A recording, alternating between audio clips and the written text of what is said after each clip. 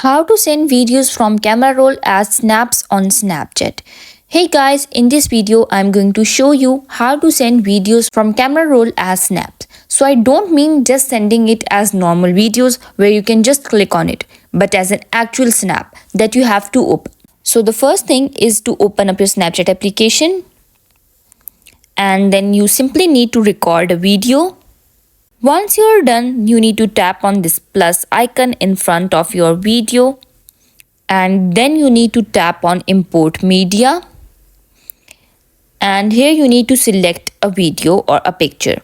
Like I'm selecting this picture, and I'll then tap on this tick icon, and I'll just delete my previous video, and then I'll click on preview. I'll send it to 2 of my friends, and as you can see, it has been sent as a snap.